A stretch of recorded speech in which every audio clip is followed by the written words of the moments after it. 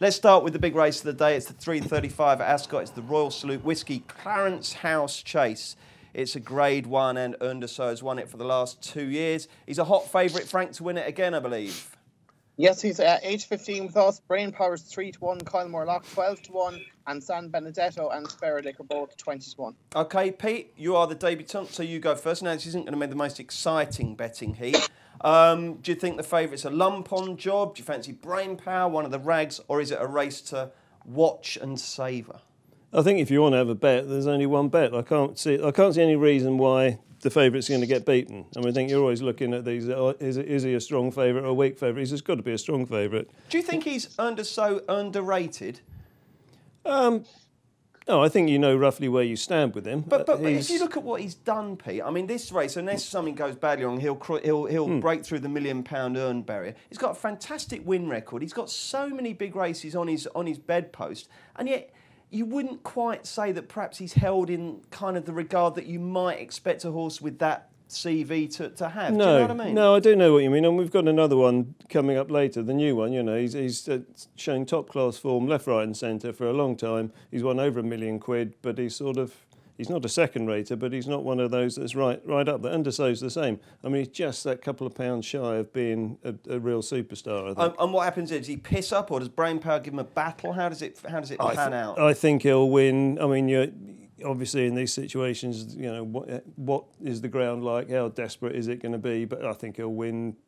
I don't think he'll piss up, but I think he'll win nicely.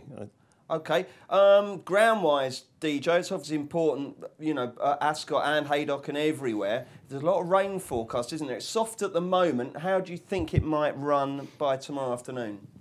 Yeah, it's going to be hard work. I think we know that for sure, and that will be certainly music to the ears of Underso followers. Like, he's a remarkable horse. You heard Pete there putting him in the same bracket as the new one. Like, he's a completely different level to the new one. Like, this is a horse who is winning Grade 1s constantly.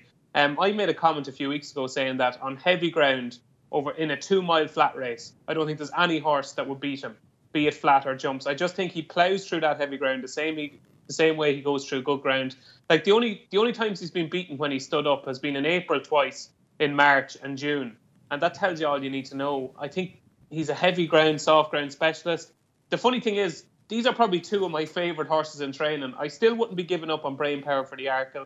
He's been my idea of the winner of that race for a long time. I know obviously Footpad was exceptional over Christmas, but I think he's a very good horse. And I think if David Mullins could have the ride back again at Sandown, I'm sure he'd love it. He's got jocked off. It was a bonkers ride. It made no sense whatsoever. I do think he'll put it up to Underso, but Underso on that ground, like, he's virtually unbeatable on that really soft ground. So, yeah, Underso to beat Brain Power, very straightforward. Okay, that's nice of DJ to dig out poor old Pete on his debut. Blimey, yeah, come on. Yeah. Good grief. Frank, is there a bet here? We were looking at it before the final decks, and I saw you ran a story about the gamble on Brain Power, and like the only angle I could see was obviously it was put in a big price initially because I don't think we thought anyway for starters it wouldn't run, but like unless you were backing it each way, nicking 6, 7, 8 to 1, knowing the field's going to cut up and you're trying to nick the each way apart. Like if you're backing this tomorrow, like if you're backing Brain Power at 11 to 4. The joke I had in the office was you're seriously lacking in Brain Power because this horse isn't nowhere near in the same league as Underso, particularly on the forecast ground. Like, it's soft, good to soft at the moment. There's some rain forecast overnight, so you imagine it's going to be soft. It's going to take a lot of going. Now, Underso's record is 8 over 9 over hurdles, 9 out of 14 over fences. His defeats were second to Fox Norton at Punchestown over 2 miles in good ground last year. He was second to Sprinter Sacre in the Celebration Chase at Sandown and at Cheltenham, and he's fallen twice. Now, you compare that to Brain Power, who's a top-class handicapper, but in my opinion, nothing more. Like, his record in graded races are, he was beaten out the gap in the Grade 2 bumper at Aintree. He was 5 lengths third to Don't Touch it at Punchestown in Novice Grade 1. Beaten a distance in the Champion Hurdle, beaten 3 1/4 lengths in the Punchestown Champion Hurdle, which was a terrible renewal. And then he was beaten at Sandown, albeit he got a bad ride, but it just, in graded company, he gets found out. He'll get found out tomorrow. Like, how far will Underso win by, Frank? Like, Underso touched 4 to 5 there with a couple of firms during the week, and I'll be honest with you, if he touched 4 to 6 tomorrow, I'd have a scary, like, enough for a car kind of money on him, to be honest. Blimey. Okay, so how far will he win? You'll be doing the distances. What do you reckon? Over 8.5? I wouldn't be any kind of expert on the distances, but like the only thing about the way the race is set up, that Sperdick likes to go handy and Kyle Morlock likes to be handy, but you imagine they'll still have a bit of work to take Undeso on. But at the same time, he's just unbeatable when he gets soft ground, and like I don't think you need to even play the distances. Just like if this gets to 8:13, 4-6, which I think it might do in a place, just have a whack on that. Okay, and that'll get you up a bit for the day. Enough for a car, did he say? Yeah, no, Frank is a big punter. Is that a reflection on the confidence in the horse or on his car? Do we know what he drives? That'll be a proper car, that. Don't worry about that. Right. I'll tell you all about Frank afterwards. Blimey, that boy can punt, honestly. But anyway, Pete, you've seen now with DJ and Frank how easy this gig is. You just sit back and I just sit there and they've actually looked at the form. There'll be a point at the transmission where when they do their roundups where you could actually pop out. You've got time to make us a cuppa. Anyway, we'll look at the 150 at Ascot, which is the olbg.com Mares Hurdle. Yet another mares race. Won last year by the great Vroom Vroom Mag. Have we got another mare of that quality in this field? We've certainly got a hot favourite. We're on Great Tricks' La Bague au Roi. Give us a show of betting, Frank, and your idea of who's going to win. Yeah, La Bague au Roi is our favourite at even money. Dusky Legend 5-2, Graceful Legend 8-1, Midnight Tuna and Sant Lady Lime 10-1, and Hitter Jack Lady is our outsider 20-1. This is a tough race. Like I wouldn't have a massively strong opinion. I think La Bague au Roi, she concedes. I think she concedes £4 here, but she's probably the one to beat.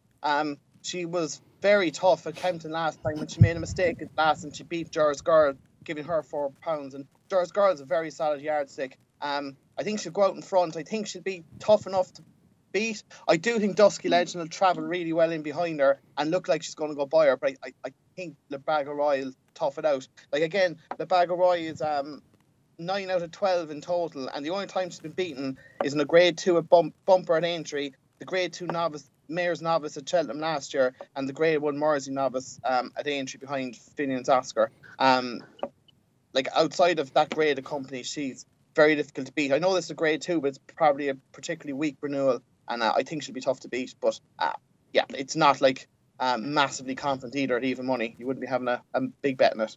DJ, you going to row in with the jolly?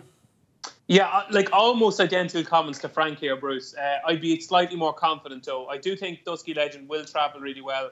Dusky Legend's rated at 139. You have to remember, La Bague au Roi beat Jers Girl, given Jers Girl £4, and Jers Girl is rated 144. That's a fair performance. And the fact that she battled back so well, she never ran over 3 miles before, and stamina could be her forte. If you remember in the Mares Hurdle last year at the Cheltenham Festival, like they tried to make so much use of her that day, but just on that ground over 2 mile one, it just wasn't her cup of tea at all. She just got outpaced coming down the hill and on the home turn. I think they've realised now that she's a stayer and they can properly ride her. She doesn't quicken, she just keeps on galloping. Like Frank said, if you're an in-running player here, there's 2 bets. You can lay Dusky Legend at a short price in running, or you can back La Bague au Roi probably at a bigger price turning in, because she'll probably be off the bridle. But I think she'll dog it out, and I think she'll win by maybe a length or 2. Pete? Yeah, I'd agree with that. I mean, this was also very progressive last year. Even after she won 4, Warren Great Tricks was saying, I think there's more in the tank. I really do think there's more to come. The step up in trip has obviously helped last time. As the boys were saying, it's, given that kind of test, she really started to improve. I just think that's what she'll do again. Slight worry would be that she hasn't gone that often on really bad ground. She's been doing a lot of winning on good and good to soft, which would, at even money, it slightly worries you. You sort of want everything in your favour, don't you? But I wouldn't be desperately concerned by that, and I think she'll really tough it out and win again. Okay, he's versatile, isn't he, DJ? This Pete Thomas. He didn't just those flowery interviews. He can tip as well. What do you reckon? Yeah, well, sure. I don't know why you're so surprised. No, you're right. anyone can tip. It's just tipping winners that's the problem. Well, that's the trouble, isn't it? We'll look back He's like Yorkhill. He could run the Champion Hurdle, the Gold Cup, the Ryanair. Well, he's like Vroom Vroom Mag, who won it last year, of course. Let's look at the 225 now. It's the Ascot Spring Garden Show, Holloway's Handicap Hurdle. It's a Grade 3, and the 2 races we've looked at so far have had very hot favourites.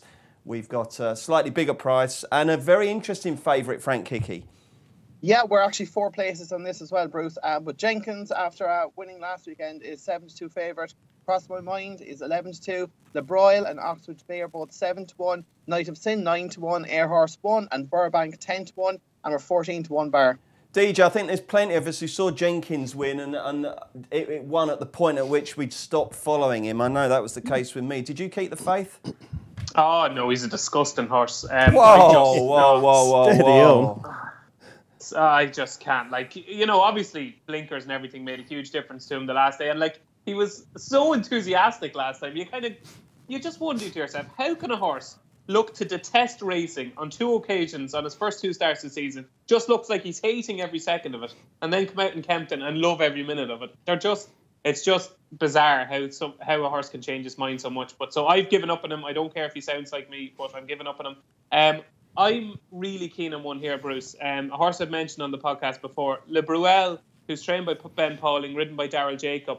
I was so keen on him in a race at Aintree a couple of weeks ago. I put it up as my nap on the podcast. But we've since found out that trying to give £19 to Black Ivory, who has since won at Warwick, was an impossible task. You couldn't give him £19. He's an improving horse from Malcolm Jefferson's. And he actually hit 1.4 in running that day. So that tells you how he did put it up to him. I know he's beaten 6 lengths in the end, but he properly put it up to Black Ivory. Like, if you go back to his form from Newbury in March, he beat Benatar very impressively off level weights. Benatar is rated 142 over hurdles now and 149 over fences. They're talking about him as an Arkle horse. I think Le Bruel needed those couple of runs to get him fully fit. He's a front runner who's an exceptional jumper. And if he does get into a rhythm, 4 places at 7 to 1, I think is a huge price. Do you remember that podcast, DJ? I think you Keels and Frank were on fantastic form. And I had a little acca on 4 horses you put up there. And Le Broy losing. I mean, I could have got a car there. Never mind Frank. I mean, that was very costly, wasn't it? Never mind. It was. So we'll go on a retrieval mission with Le Broy. Pete, who do you think will win this one? Oh, me. Okay. Well, you are on the panel. Yeah. Sorry, I was just. I mix it up. I was just trying to work out the pronunciation of Le Broy. That's the trouble when you let Irishmen in charge of French words, isn't it? Well, tricky, you say that, but we have sometimes we have Brendan Duke on the podcast. He's got the most fantastic French pronunciation. Has he? Oh, he's absolutely superb. Honestly, he's like Sacha Distel. Anyway, never mind pronunciation. Commune in Burgundy, apparently. Jenkins, I mean, it's which camp are you in? I mean, he's a horse that's always been very highly regarded at the yard, and I wouldn't be quite as strong as to say he was an absolute horror pig of a horse, but he's been frustrating. Good performance last time, but how strong was the race? I'm not entirely convinced. The one I'd be interested in is Oxwich Bay. Evan Williams I heard this put up very early in the season as a horse that was going to make a lot of progress. He seems to have started doing that. His last win was only at Foss Lass, but it was in desperate ground, which is going to help him. He looks to me as though he's a progressive horse, which is what you're looking for in this kind of handicap. Won smoothly at Foss Lass. He's only gone up 3. I'd be interested in. I mean, and we like the jockey on the postcast, Mitch Bastian's a bit of a postcast favourite. Yeah, definitely. Yeah, I think he's a help rather than a hindrance, which is a good thing. I'd be very interested in him. I mean, I'm not anti-Jenkins, I'd have to say, but I'm very much pro Oxwich Bay. And Frank, who have you come down on the side of? Yeah, those two were definitely on my short list. Oxwich Bay, like, he's run well in 2 handicaps over 2 miles, but he seems to really appreciate the 2.5 miles for getting off the mark at Foss Lass the last time. My only issue with Le Broil, while the form of that Aintree run is really strong and Black Ivory really franked it last week, Ben Pauling's just badly out of form at the moment. He hasn't had a winner in over a month. He's at 30 runners beaten at the moment. And I know he made some comments yesterday that Batters Hill and Kiddie Start were both going to skip this weekend because there was a little bit of a cloud over the stable. So it'd be the one thing that would put me off him a bit. Now, the one I'm going to tip up is getting to Jenkins. He was very good last week, but he steps up. He's 11 pounds higher. James Bowen takes 5 off. He steps up half a mile in trip. And you're banking on the headgear working again, which he's houndy enough, all right. I wouldn't trust it to work a second time. But cross my mind of Artemore. I think I tipped him up a Sandown earlier over 2 miles. Now, I had kind of heard that perhaps he's more of a 2.5 mile type. And the softer ground here will actually suit him as well. He was very unlucky down Royal in November. He got hampered at a crucial point in the race and was only beaten 2.25 lengths by Top of the Ra. And he ran really well at Sandown when he was third, beaten 4.5 lengths by a hair breadth. And Cadulin, who reopposes. But this step up and trip is bound to suit. He got raised £1 for that. But John Joe O'Neill, is it young John Joe, claiming 7. He's actually a very, very stylish claimer. He's not too far behind James Bowen and Mitch Bastian in my book. And effectively, he'll be running off 117. And off that, he has to be involved in the 4 places. I think he'll go really close. And I wouldn't be surprised if they got 2 quick wins out of him, that he actually, he'll have to get up the handicap a bit. But I wouldn't be shocked to see this one end up in the Carl Cup. Okay, good to see those 3 claimers who you highlighted quite a lot over recent weeks. James Bone, John Joe O'Neill and Mitch Bastian all against each other. Could be a tricast, couldn't it, Frank? Yeah, the 3 of them are all on our fancied ones. They're brilliant. The 3 of them are absolutely brilliant. Excellent. 3 o'clock at Ascot is the Bet365 handicap chase. Take it away with a show of betting, Frank. Yeah, Acting Last is 5-2, Guitar Pete 5-1, Shantou Flyer, Robbins Hill 6-1, Kilcrea Vale 7-1, Forest is Aigle and Forest Georgia 10-1, and we're 12-1 bar. Peter Thomas, what floats your boat? I think you've got to be interested in Acting Last, progressive, very interesting. Price is a bit short, and the last couple of wins have come at, I think, Market Raisin and Leicester, which doesn't excite me greatly. Several of the ones that I desperately liked have come out. Shantou Flower among those that have stayed in. Mitchell Bastian again, never hurts.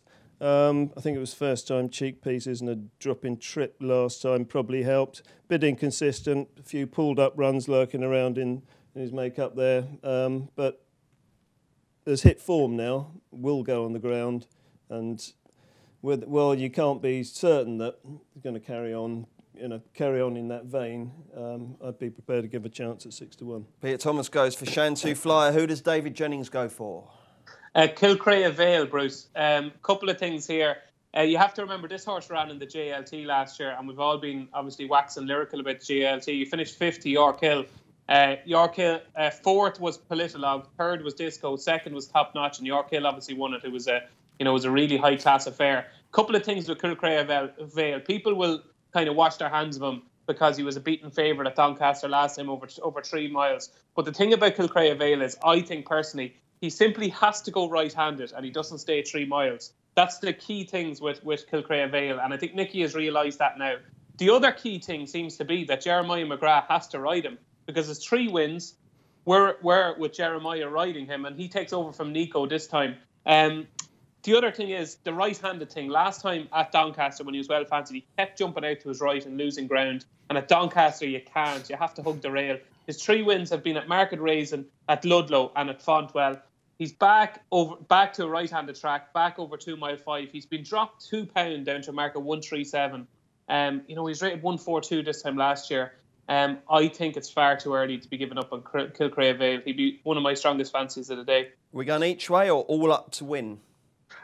He's a funny type of horse, Bruce. I think he's got loads of ability. I'm not quite sure if his attitude is fantastic. So I'd probably just go win on him, because he's not one of these that's guaranteed to be placed. But I certainly think he's the best handicapped horse in the race, and I think he's got everything in his favour. Frank, what's your verdict?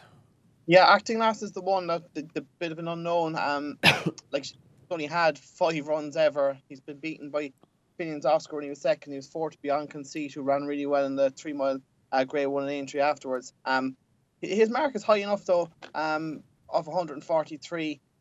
Look, this isn't a great confidence pick, but Guitar Pete, since he's moved to Nicky Richards, has had about, I'd say, nearly 10 runs, and he's only been out of the first 2 twice. Won the competitive handicap at Haydock, and in the Bedfixter Gold Cup when he was nearly brought down at the first. He went away and won the Caspian Caviar now, albeit he was fortunate due to Starkitect breaking down. But he's only got £5, and that race is really strong. When you like Clandis O'Boe is really progressive. And I just think he's 5-1 with us. I can see him being a little bit weak in the market this evening and into the morning. You might get 13-2 or 7-1. I think if you get that kind of price, I'd back him each way. I think he'll be involved. I would be afraid that Acting Last could have £10 in hand, but there's plenty of pace on here. And I think anything that like you have so Kilcrea Vale, Robbins Hill, Shantou Flyer, Tenor Nivernais, they all like to be prominent, and potentially Manila Daddy. And it could be a bit of a burn up, and it might suit one just to hang back off the lead a small bit. And yeah, if Acting Lass isn't thrown in, I think Guitar Pete is bound to be involved. And yeah, I'll side with him each way. Thank you, chaps. Let's look at Haydock next.